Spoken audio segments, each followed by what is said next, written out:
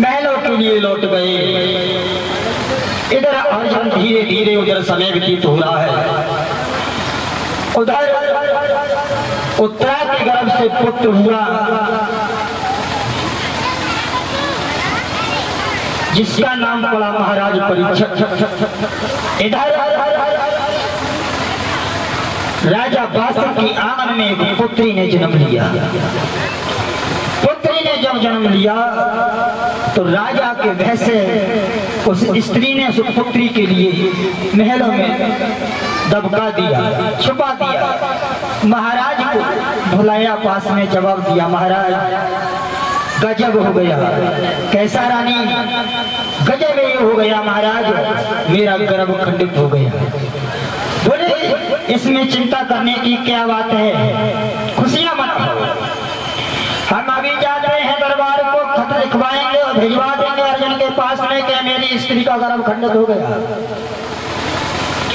गए, खत को लिखवाया, अर्जुन के पास भिजवा दिया। अर्जुन ने पढ़ा, जवाब दिया, राजा होशियारी कर रहे हो हमारे साथ में। चलो कोई बात नहीं है, आने वाले समय में देखेंगे। धीरे धीरे समय जब व्यतीत हुआ, नवल इधर 18 साल की हो गई, महाराज परीक्षित उधर हो गए। एक बार महाराज बादशाह महलों के लिए चले, कचहरी को बंद किया। नवल उधर स्नान करके अता पे खड़ी थी, केस सुखा रही थी। महाराज बासुक ने नजर घुमाई तो पहले के सतयुग द्वापर त्रेता में तो ये बताया जाता है, सोचने से ही मनसा पाप लगता था, सर से कोहड़ बहने लगा।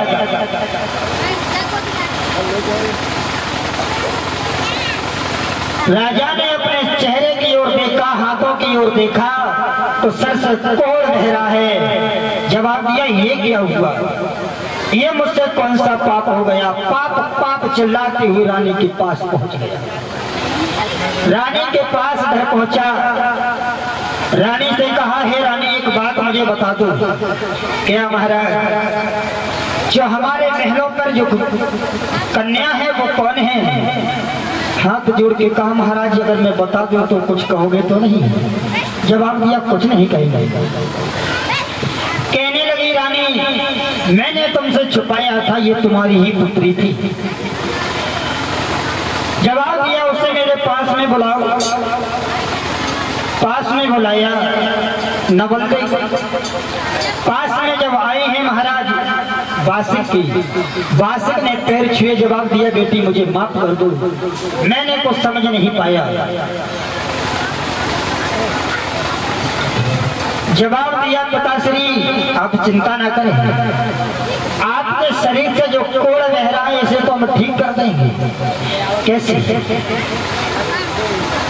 जवाब दिया, अमृत मिल जाए तो ठीक हो सकती हो, अन्यथा वैसे ठीक नहीं हो पाओगे। तो महाराज बासुक कहने लगे, सुनो, अमृत मिल कैसे सकता है? महाराज अर्जुन के जहाँ अमृत का कुंड है वहां से अमृत आ सके तो मेरा कोड़ ठीक हो सकता है, अन्यथा ऐसे नहीं है। उसी वक्त नवल्ले ने कहा, सुनो, हम जा रहे हैं, अमृत को लेकर के आएंगे और तुम्हारा कोड़ जरूर ठीक कर देंगे। बोले नहीं, आप वहां मत जाओ।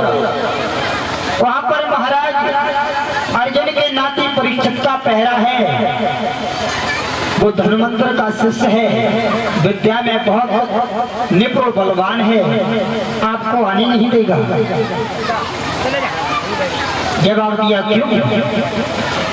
नवल्ले कहने लगे, अगर वो अर्जुन का शिष्य नाती है, धनुमंत्र का शिष्य है, तो मैं भी एक नाग वंश की कन्या हूँ, मैं भी किसी से कम नहीं हूँ।